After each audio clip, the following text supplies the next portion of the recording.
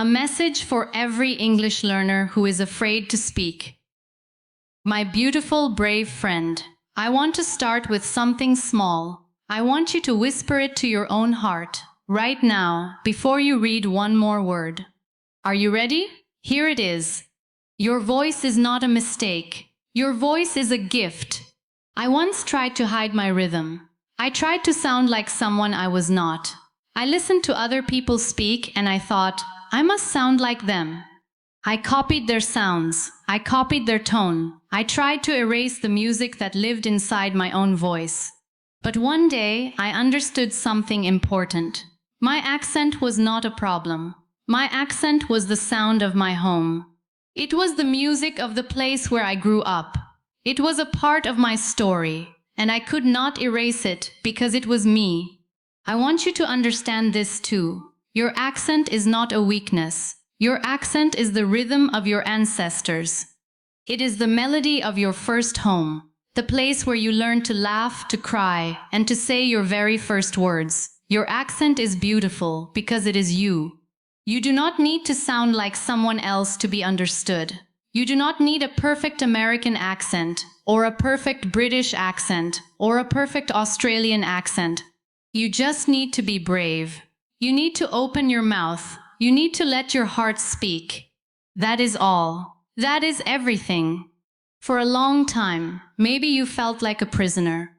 Not a prisoner in a real prison, with metal bars and locked doors. No. A different kind of prison. A prison of silence. In this prison, you are afraid to speak. You are afraid that if you open your mouth, people will hear your accent. You are afraid they will judge you. You are afraid they will think, this person is foreign. This person does not speak well. So you stay quiet. You stay silent. You keep your beautiful thoughts locked inside your chest, like treasure hidden in a box that nobody can open. Maybe you have sat on your bed at night, feeling a heavy weight sitting on your chest. You watched videos of other people speaking English so easily, so smoothly, like the words were dancing out of their mouths. And you felt something painful inside you. You felt like you were standing outside a beautiful party. Through the window, you could see the lights. You could see people laughing, talking, dancing, and enjoying themselves. But you were outside, in the cold.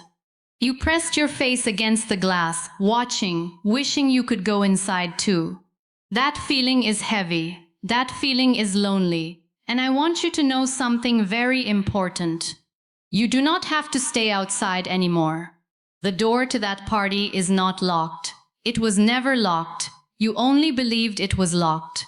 The truth is, you can walk through that door right now, today, with the English you already have. You do not need to wait until your English is perfect. Perfect English does not exist. Not even native speakers have perfect English. You are allowed to walk into that room.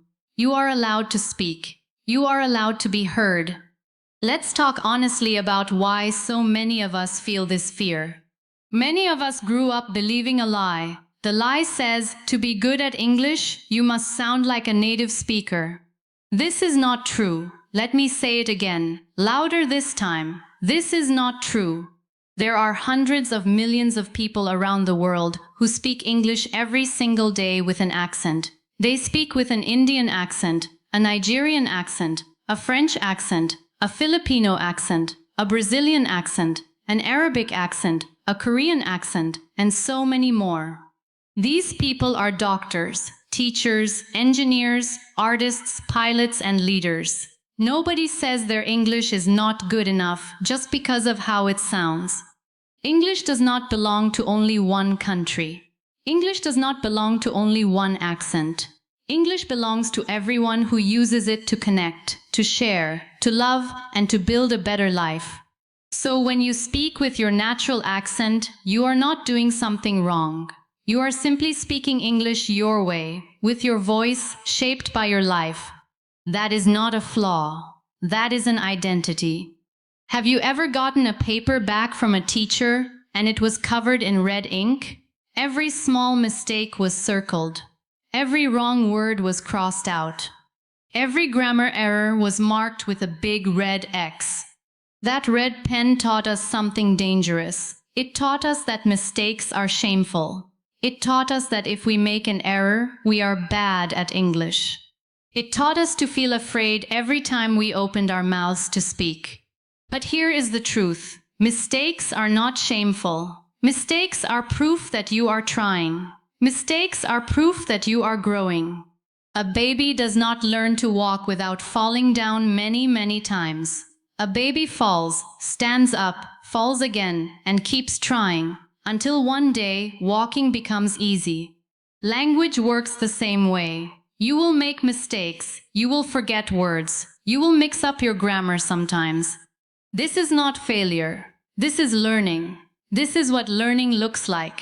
For every single person, in every single language, in every corner of the world. So today, I want you to make a new rule for yourself. From now on, when you make a mistake while speaking English, do not say, "I am bad at English." Instead, say, "I am learning English, and this mistake is helping me grow." Can you feel the difference between those two sentences? One sentence closes a door inside you. The other sentence opens a door. Choose the sentence that opens the door. I want you to imagine something with me. Imagine the English language is a huge, wide ocean. It is deep. It is endless. There are so many words in this ocean. Some experts say more than 1 million words. There are countless grammar rules, idioms, phrases, and expressions. Now imagine you are standing on the shore, looking at this enormous ocean, and you think, "I must learn every single drop of this water before I am allowed to swim." That thought is impossible. Nobody, not even native English speakers, knows every word in the English language. Nobody has memorized every grammar rule. Nobody speaks with 0 mistakes all day, every day. So here is the secret. You do not need to learn the whole ocean before you swim. You just need to step into the water. Let it touch your feet. Let it touch your skin. Feel how it feels. And then take and swim, even if your swimming is not perfect yet. Even if you only know how to do a simple doggy paddle, instead of a beautiful, powerful stroke. You are still swimming. You are still moving forward. You are still in the water, and that is what matters. Every single fluent speaker in the world started exactly where you are standing right now, at the edge of the ocean, feeling nervous, feeling unsure.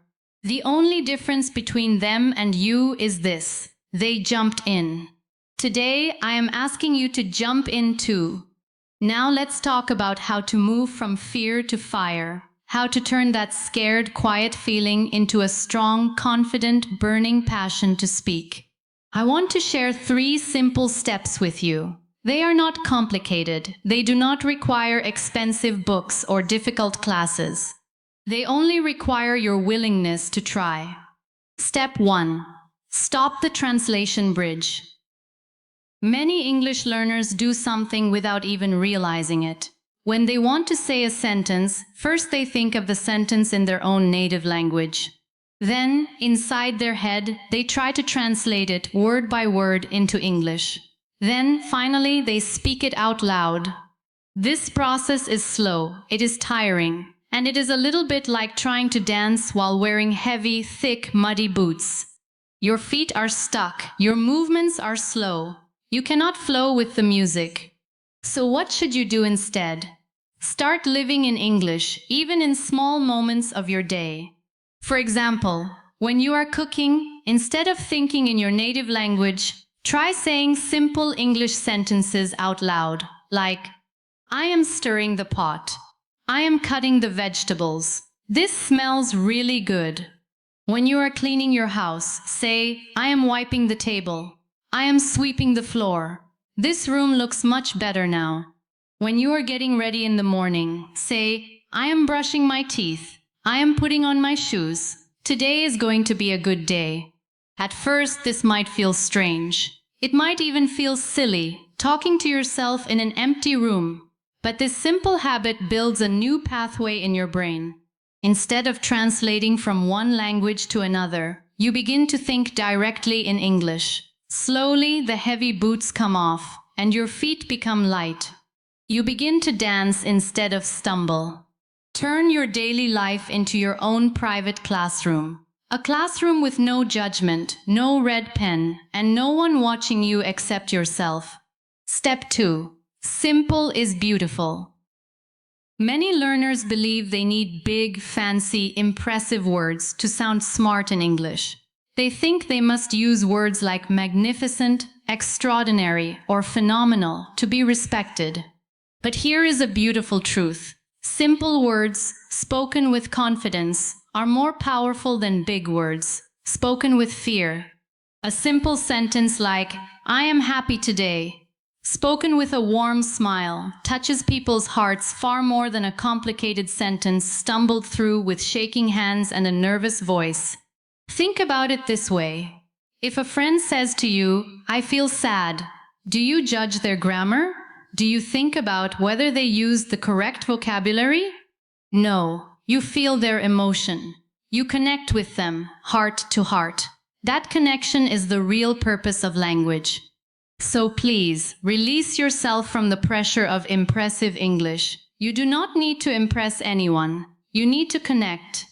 And simple English can build the deepest, warmest connections of all. Step 3. Even native speakers make mistakes. Here is something that might surprise you. Native English speakers make grammar mistakes every single day.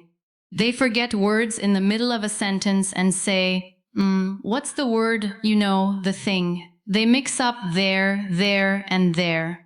They say sentences like, "Me and him went to the store," which is not perfectly correct grammar. They pause, they stumble, they restart their sentences. And guess what? Nobody stops them mid-sentence to correct their grammar. Nobody judges them as not smart because of a small mistake. Why? Because the goal of speaking is not to win a grammar competition. The goal of speaking is to share a message and connect with another human being. Grammar is a tool to help communication. It is not the finish line. It is not the goal itself. Communication, real, human, heart-to-heart communication, is the goal. So the next time you feel afraid to speak because your grammar might not be perfect, remember this: even native speakers are not perfect, and that is completely okay. Now, my brave friend, I want to give you something special. I call this your key action. This is not just something to think about. This is something to actually do. Today, right after you finish reading. Here is your task. Find a quiet place. Choose somewhere you feel safe and comfortable. Your bedroom, a quiet corner, or anywhere that feels like your own private sanctuary. Take out your phone, open the camera app, and get ready to record a video of yourself. Speak for 1 full minute. Do not write a script. Do not practice for hours. Just speak naturally, in your own voice, about something simple. You could talk about what you did today, what you ate for breakfast or lunch, how you are feeling right now, something you are looking forward to. Do not try to sound like anyone else. Do not try to hide your accent. Do not try to sound American or British. Just speak in your natural, honest, beautiful voice. Watch the video back, but with new eyes. This is the most important part. When you watch your video, I do not want you to search for mistakes. I do not want you to criticize your grammar or your pronunciation. Instead, I want you to look for one thing you love about your voice. Maybe you love the way you smile while you talk. Maybe you love the warmth in your tone. Maybe you love the strength you hear in your words. Maybe you love the natural rhythm and music of your accent. Find that one thing and hold on to it. Celebrate it. Let it remind you that you are not as bad at English as your fear has told you. You are in fact a warrior, and every single word you speak, even the imperfect ones, is a small, quiet victory over fear. I want you to understand something deeply important. Your voice matters, exactly as it is. Your voice can inspire your children. When they watch you speak a second language with courage, even when it is difficult, They learn something valuable. They learn that trying is more important than being perfect. They learn that fear does not have to stop you from growing. Your voice can heal your friends. Sometimes, the people around you are also afraid to speak, afraid to be seen, afraid to be heard. When you speak with confidence in your natural voice, you give them permission to do the same. You become an example, a light, showing them that it is safe to be themselves too. Your voice can build bridges between cultures. Every time you speak English with your unique accent, you are teaching the world something beautiful, that there are many ways to speak one language, and every way is valid. You are showing people a small piece of your home, your history, and your heart. The world is not waiting for a perfect copy of someone else's voice. There are already enough copies in this world. What the world truly needs, what the world is waiting for, is the original version of you.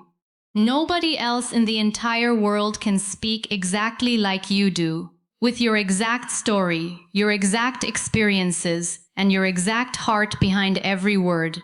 That is not something to hide. That is something to celebrate. Let me tell you a small story. Imagine a young woman named Amina. She grew up in a small town, far from any English-speaking country. She studied English in school for many years, but she almost never spoke it out loud because she was terrified of making mistakes in front of other people. One day, Amina moved to a new city for a job opportunity. On her very first day at work, her manager asked her to introduce herself in a meeting, in English, in front of the whole team. Amina's heart began to race. Her hands became sweaty. She thought about running out of the room. But instead, she remembered something her grandmother once told her. A closed mouth catches no flies, but it also catches no opportunities. So Amina stood up. Her voice shook a little. Her accent was strong and clear, the accent of her homeland. She made a small grammar mistake in the middle of her sentence, but she kept going. She finished her introduction. And do you know what happened? Nobody laughed at her. Nobody judged her. In fact, one of her co-workers smiled warmly and said, "I love the way you say that word. It sounds so interesting." Another co-worker said, "Your English is great. Thank you for sharing about yourself." Amina realized, in that moment, that the fear inside her head had always been louder and scarier than reality.